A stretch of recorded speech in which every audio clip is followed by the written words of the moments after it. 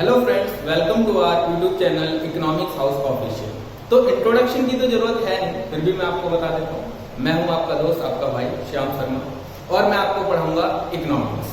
और आज से हम शुरू करने जा रहे हैं 12th क्लास की मैक्रो इकोनॉमिक्स। और सबसे पहले जो हम स्टार्ट करेंगे वो चैप्टर है आपका national income.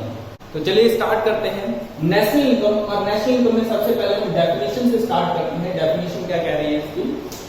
National income is defined as the sum total of factor income generated by normal residents of a country during a fiscal year।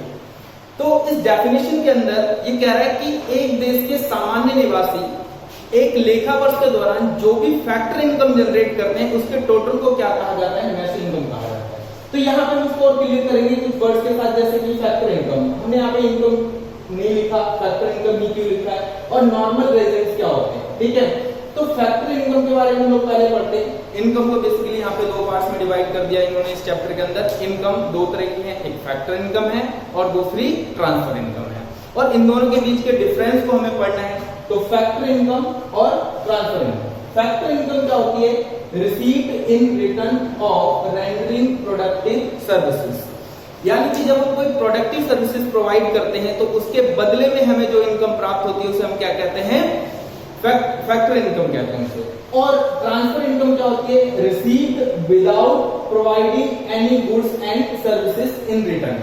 यानी कि जो ट्रांसफर इनकम होती है वो हमें ऐसे ही मिल जाती है, उसके लिए हमें कुछ भी नहीं करना होता। यानी कि ना तो हम कोई गुड्स दे रहे हैं ना कोई सर्विस प्रोवाइड कर रहे हैं, फिर भी अगर हमें इनकम हो रही है तो इनकम क्या कहलाएगी? ट्रांसफर इनकम कहलाएगी, ठीक है।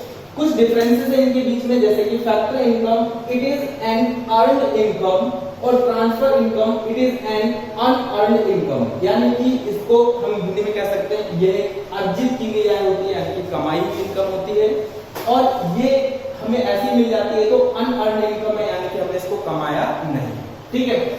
नंबर थर्ड सबसे important, factor income is included in national income. यानी कि जो फैक्टर इनकम्स होती हैं इनको हम नेशनल इनकम में इंक्लूड करते हैं, but transfer incomes are not included in national income. इसको मैंने सर्कल इसलिए किया है क्योंकि आपको याद रखना पड़ेगा आगे आने वाले टॉपिक्स के अंदर हमें यहाँ पर ये चीज पता होनी चाहिए, क्योंकि क्वेश्चन आएगा which is included and not included in national income.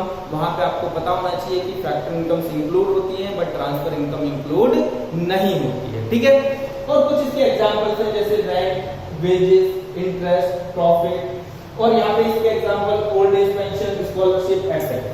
Next concept है हमारे पास नॉर्मल रेजिडेंट। तो नॉर्मल रेजिडेंट क्या होता है? इसको हिंदी में सामान्य निवासी कहते हैं। नॉर्मल रेजिडेंट का होता है अ पर्सन और institution who ordinarily resides in a country.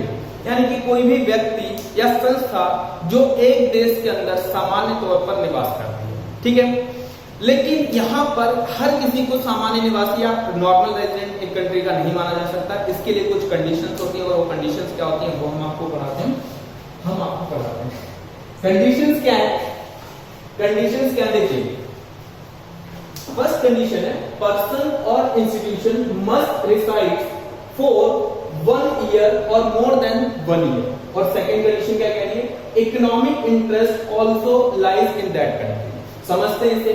कह रहे कोई भी पर्सन या इंस्टीट्यूशन एक कंट्री के अंदर कम से कम 1 साल या उससे लंबे समय से रह रहा होना चाहिए, और दूसरा उस पर्सन या इंस्टीट्यूशन का जो इकोनॉमिक इंटरेस्ट होता है, यानी कि आर्थिक रुचि को हिंदी में कहा जाता है, यानी कि इकोनॉमिक इंटरेस्ट मतलब पैसा कमाने के उद्देश्य से वो उसी कंट्री में रह रहा हो। अगर ये दोनों कंडीशन सेटिस्फाई करता है तो उस कंट्री का क्या माना जाएगा? Normal resident. और जैसा कि डेफिनेशन कह रही है कि factor income generated by normal residents of a country is called national income. तो यानी कि जो नॉर्मल रेजिडेंट होंगे वो जो इनकम कमाएंगे वो हमारे देश की नेशनल इनकम में इंक्लूड होगी, ठीक है।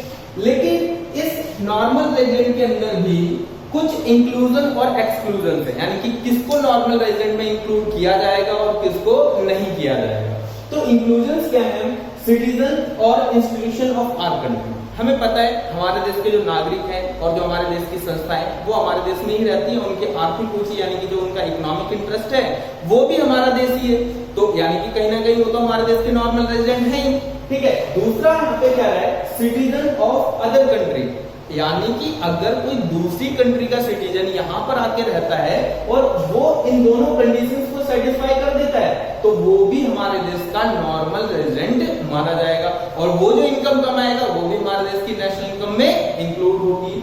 तीसरा क्या है, citizen of our country working in international organisations और in foreign embassies located in our country. इसका मतलब है कि हमारे देश का कोई भी सिटीजन अगर इंटरनेशनल ऑर्गेनाइजेशंस क्या होती हैं, जैसे कि IMF है, वर्ल्ड बैंक है और भी बहुत सारी ऑर्गेनाइजेशंस होती हैं, क्योंकि इंटरनेशनल ऑर्गेनाइजेशन किसी भी कंट्री का पार्ट या नॉर्मल रेजिडेंट नहीं होती हैं, इसीलिए उनके अंदर अगर हमारे देश का कोई सिटीजन काम कर रहा है तो वो हमारे देश का ही नॉर्मल रेजिडेंट माना जाएगा।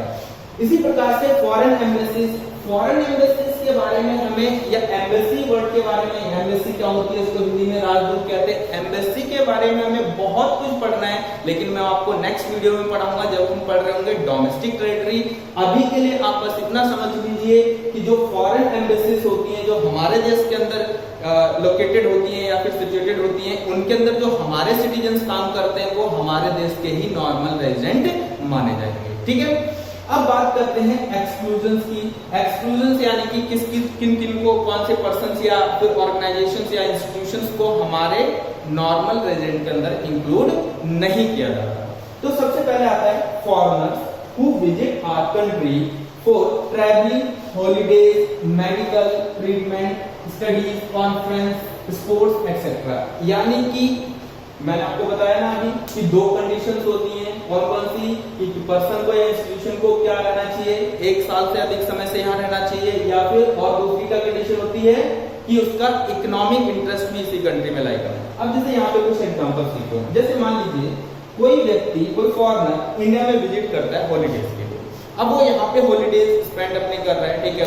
फॉर एग्जाम्पल मान लीजिए उसको 1 साल से लंबा समय हो गया यहाँ पे रहते हुए, और क्योंकि इंडिया में बहुत सारी जगह है घूमने वाली, तो 1 साल से लंबे समय से इंडिया में विजिट ही कर रहा है, मतलब घूम ही रहा है और सारी जगह देख रहा है, तो हम उसको अपने देश का नॉर्मल रेजिडेंट नहीं मान सकते। बेसिस से वो ये कंडीशन पूरी कर रहा है, पर वो दूसरी कंडीशन पूरी नहीं कर पा रहा है। दूसरी कंडीशन क्या है, इकोनॉमिक इंटरेस्ट। वो यहाँ घूमने आया, पैसा कमाने नहीं आया, उसका इकोनॉमिक इंटरेस्ट यहाँ लाई नहीं कर रहा, तो इसलिए हम उसको क्या नहीं मानेंगे, हमारे देश का नॉर्मल रेजिडेंट नहीं मानेंगे। इसी तरीके से ये बाकी सब भी हैं, क्योंकि ये दोनों कंडीशन फुलफिल नहीं करते, इसलिए हमारे देश का नॉर्मल रेजिडेंट उन्हें नहीं माना जा सकता। Number 2, official diplomats. ये इससे रिलेट करता है फॉरेन एम्बेसी से।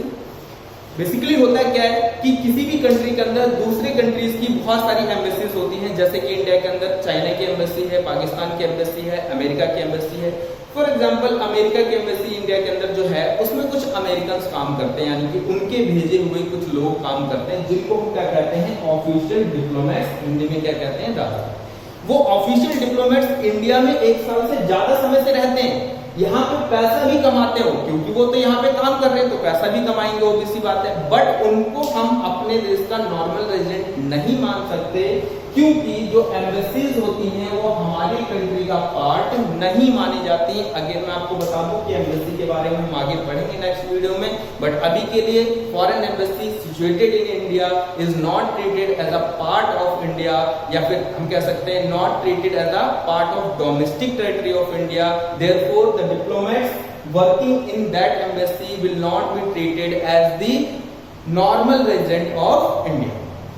Next, member of armed forces of a foreign country posted in our country। इसको थोड़ा सा समझते हैं। जैसे फॉर एग्जांपल अभी जो है इंडिया का चाइना के साथ बहुत एक सीन चल रहा है कि चाइना जो है इंडिया की जमीन पे कब्जा करने के लिए उत्सुक हो रहा है बहुत ज्यादा, ठीक है। बट ऐसा हो नहीं सकता, क्योंकि आपको जानते ही हो कि हमारी इंडिया की जो फोर्स है वो हमेशा ही जीतती है, ठीक है।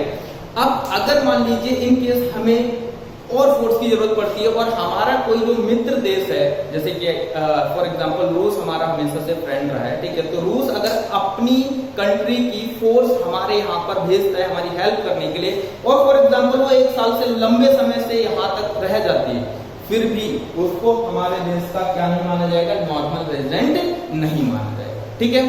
किसी भी कंट्री की जो फोर्स होती है अगर वो दूसरे देश में जाके रह रही है, ठीक है, तो वहां पर वो बेशक से कितना भी समय रह जाए, 1 साल से लंबा समय रह जाए, लेकिन उस देश का नॉर्मल रेजिडेंट उसे नहीं मानेंगे। Number 4, international organisation. हम ऊपर भी डिस्कस कर चुके हैं international organisation like World Bank, IMF। International organisation को किसी भी कंट्री का पार्ट नहीं माना जाता है, ना ही नॉर्मल रेजिडेंट माना जाता है। ठीक है, ओके। आशा करता हूं आपको ये कॉन्सेप्ट समझ आया होगा। अगर ये कॉन्सेप्ट समझ आया है तो इस वीडियो को लाइक करें, सब्सक्राइब करें और अपने फ्रेंड्स के साथ शेयर करें। और ऐसी ही कुछ वीडियो देखने के लिए मेरे साथ जुड़े रहें। Okay, bye bye, tata, in the next video. Till then take care.